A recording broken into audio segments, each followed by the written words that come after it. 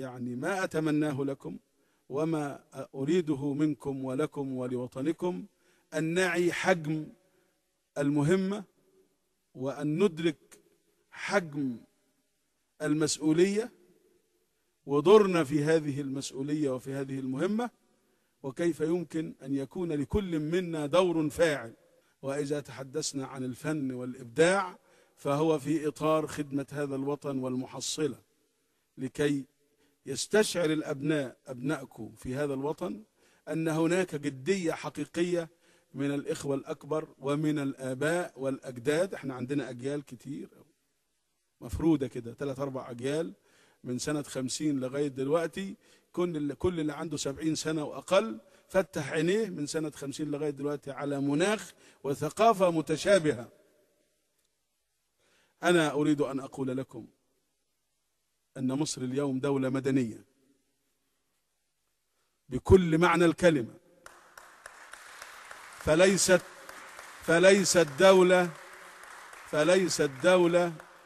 دولة ثيوقراطية وليست دولة عسكرية. وهذا أعتبره مهمتي الأولى أمام الشعب كله، أن مصر لا يمكن أن تكون دولة عسكرية من الآن، ولا يمكن أن تكون دولة ثيوقراطية. نحن نتحدث عن مصر التي اتفقنا عليها جميعا وانتم كنتم حاضرين في المشهد، أنها الدولة الوطنية الديمقراطية الدستورية الحديثة. أنا أقول لكم من قلبي وكم أقدر لكل دور تقوموا به في أي اتجاه، في نقد بطريقة أو بأخرى، في فكر وطرح رؤية، في عمل بنظر بعمق.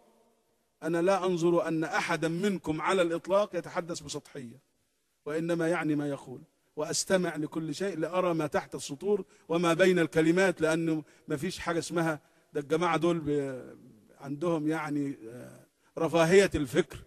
ما احنا ما عندناش مجال لرفاهية في التفكير والرؤية بقدر ما لدينا قدرة على الإبداع من خلالكم ومن خلال الشعب المصري. فأنا أريد أن أقول مرة أخرى، إياكم أن تضيعوا هذه الفرصة، لنحرسها جميعا. ربنا أراد من غير شطارة من حد إن الأمور تهيأ بهذا الشكل، فأرجو أن نقدر جميعا هذا الأمر وهذه المسؤولية ونعطيه حقه. مسؤوليتي إن محدش يظلم ولا رأي يمنع ولا جهة ولا مؤسسة تهمش. السينما يعود إليها دورها، تنمى الصناعة، السياحة تتحرك بكل أدواتها البناءة، الفن الرفيع، المسرح، القصة، الإبداع.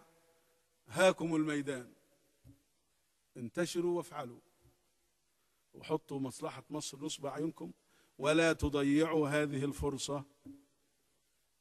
أنا سعيد جدا بهذه الجلسة، ولا أريد أنه يعني أدخل في تفصيلات أنتم في غنى عن ذكرها لأنكم تعلمونها، لكن تحدثت في مبادئ عامة، وأنا دائما يعني الباب مفتوح والصدر مفتوح والقلب كذلك، وأتمنى أن أسمع منكم أكثر مما أتحدث إليكم، وأرجو أن تكون هذه بداية، ويعني تستمر بعد ذلك أقوى وأعمق وبتفاصيل أكثر. يمكن نقعد مع بعض كمجموعات ومحاور عمل وتخصصات ليقول كل في مجال تخصصه ما يشاء، وهذا ندركه معا ونرى كيف ندفع معا إن شاء الله سفينة هذا الوطن.